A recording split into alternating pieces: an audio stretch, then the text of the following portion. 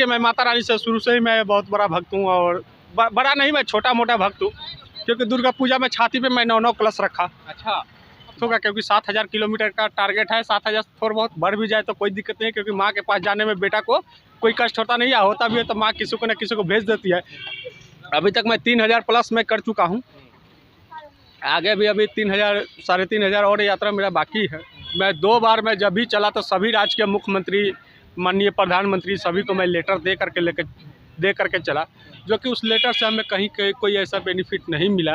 फिर मैं पैदल यात्रा करता हूं, क्योंकि मेरा पूरा पैर में छाले पड़ गए, नाखून उखड़ गए चलते चलते, लेकिन फिर भी हमने कभी बैठने का साधन नहीं लिया।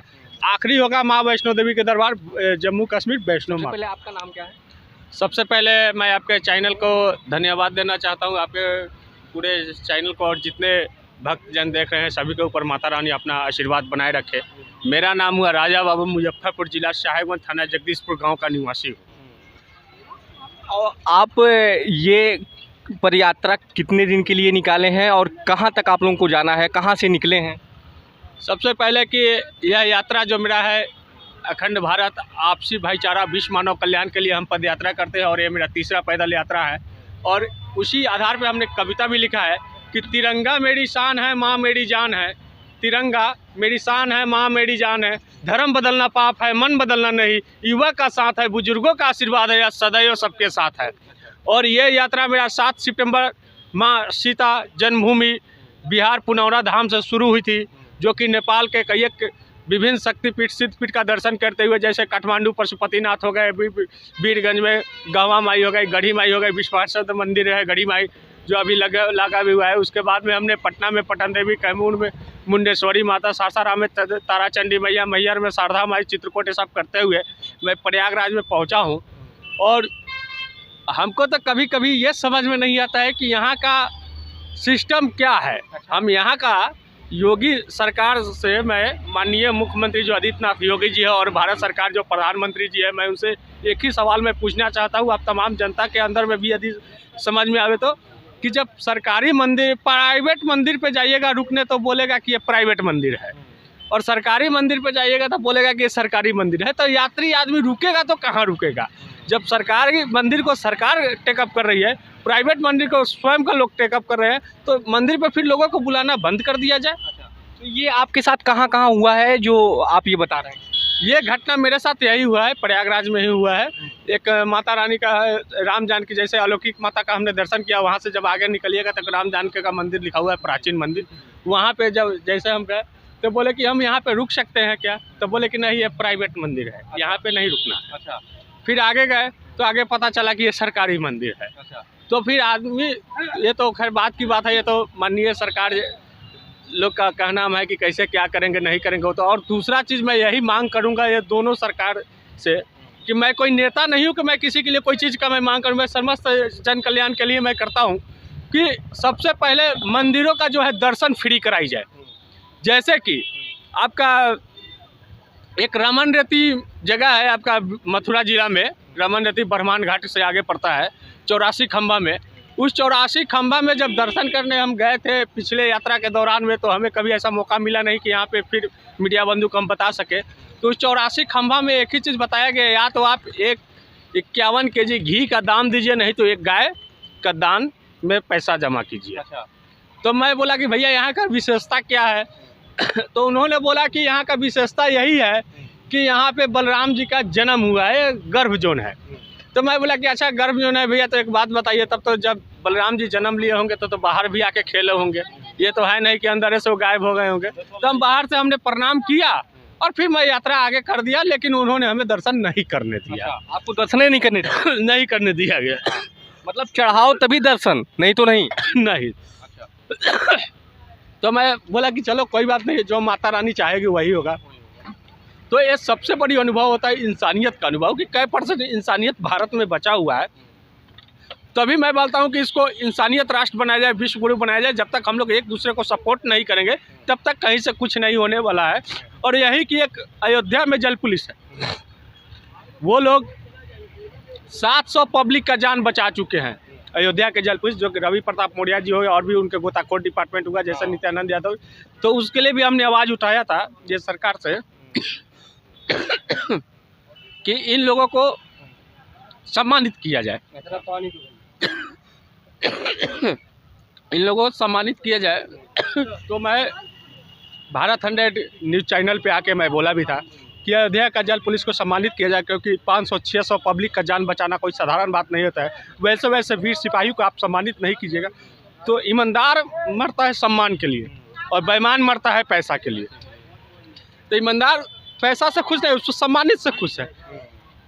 तो वीर सिपाही को जब हम सम्मानित करेंगे तभी आगे और हौसला होगा और भी लोग मन लगा के काम करेंगे। आपको कहाँ से प्रेरणा मिली कि आप पद यात्रा शुरू करें? क्योंकि देखिए, मैं माता रानी से शुरू से ही मैं बहुत बड़ा भक्त हूँ, और बड़ा नहीं, मैं छोटा मोटा भक्त हूँ। क्योंकि दुर्गा पूजा में छाती पे मैं 9 कलश रखा। अच्छा जी।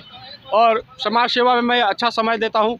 और हमारे दादाजी भी 40 साल प्रधान रह चुके। मैं उनसे सीखा कि कैसे इंसान को एकत्रित करके चलना चाहिए।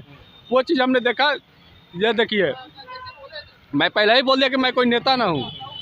नेताओं का काम है हिंदू मुस्लिम लड़ाना और फूट डालो राज करो। जो दूसरे को लड़ाते हैं वही मैं जनता से पूछ रहा हूँ। एक ही सवाल वो जनता से भी रहेगा मेरा। जब हम हिंदू मुस्लिम सिख ईसाई करते हैं तो वही नेताजी लोग उनको टिकट देके अपने साथ क्यों बैठाते हैं?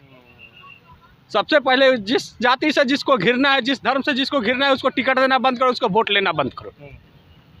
जहाँ तक मेरा ये मानना है। सबसे बड़ा होता है इंसानियत धर्म। जिसके पास इंसानियत है उस सभी धर्म के लायक है। जिसको इंसानियत नहीं है वो किसी धर्म के लायक नहीं है। तो भारत में है, भारत में जन्मे हुए हैं, हिंदुस्तानी है।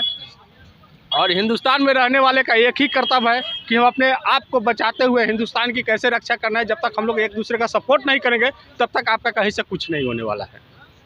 कहाँ से आप ये पदयात्रा उठाए हैं और कहाँ जाके आपका समाप्त होगा?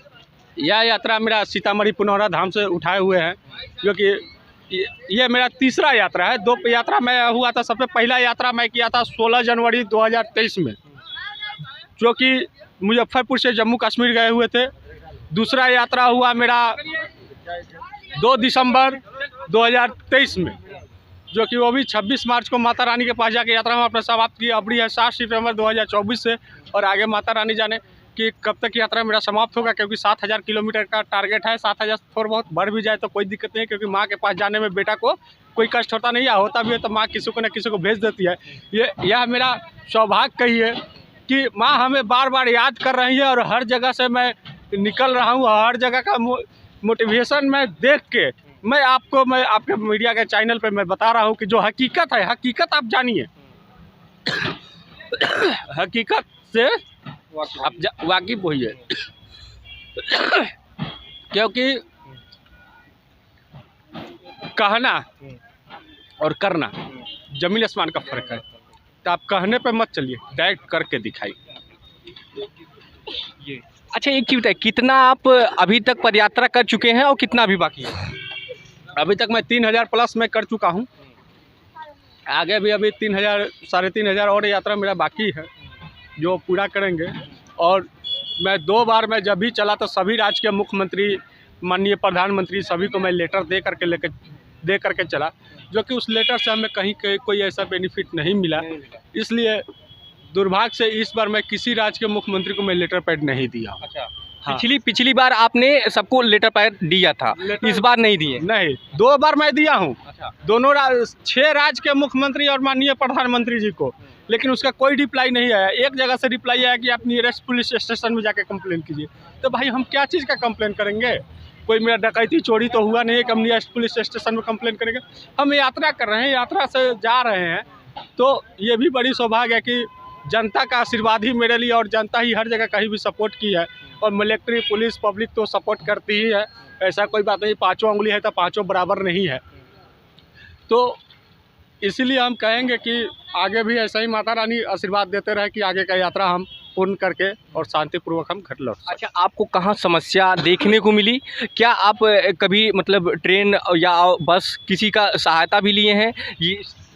जी नहीं, मैं कोई चीज़ का सहायता नहीं लिया हूँ। यदि 20 किलोमीटर जंगल पड़ा है तो मैं किसी के यहाँ रुक गया हूँ, ढाबा पे रुक गया हूँ। फिर मैं पैदल यात्रा करता हूँ, क्योंकि मेरा पूरा पैर में छाले पड़ गए हैं, नाखून उखड़ गए चलते चलते। लेकिन फिर भी हमने कभी बैठने का साधन नहीं लिया।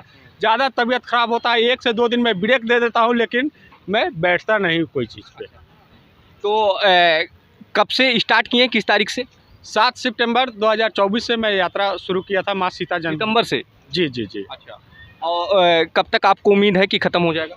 मार्च से अप्रैल तक, मार्च लास्ट अप्रैल तक में यात्रा समाप्त हो जानी चाहिए। अब आगे माँ जाने कब तक वो हमें बुला रही हैं सर। आखिरी धाम आप क्या सोचे हैं, कहाँ आपका आखिरी धाम? आखिरी होगा माँ वैष्णो देवी के दरबार, जम्मू कश्मीर वैष्णो माता। आप किन किन राज्यों से घूम के मतलब आ चुके हैं आप पद यात्रा होकर? अभी तो मैं अभी वाला यात्रा में मैं घूम के आ चुका हूँ आपको बिहार, MP, और सबसे बड़ी सौभाग्य है कि बिहार का पहला व्यक्ति जिसको राष्ट्रीय ध्वज नेपाल का और अंग वस्त्र देकर के नेपाल में सम्मानित किया गया। अच्छा। जो न्यूज़ मुजफ्फरपुर में भी चला हुआ था, आप गूगल पर भी सर्च मार के देख सकते हैं, मुजफ्फरपुर के राजा बाबू। और ये अपना कड़ी मेहनत के बदौलत माँ जिसको सम्मान दे, इससे बड़ी सौभाग्य कुछ नहीं है। यदि जितना जनता हमें जो भी यदि सम्मान दे रही है तो ये कोई मेरा पैसा से खरीदा हुआ आदमी नहीं है, क्योंकि हम तो खुद चलते हैं। तो माता रानी ही जाने की कैसे मेरा यात्रा पूर्ण होता है, वो हमें भी नहीं पता। बहुत बहुत धन्यवाद आपका।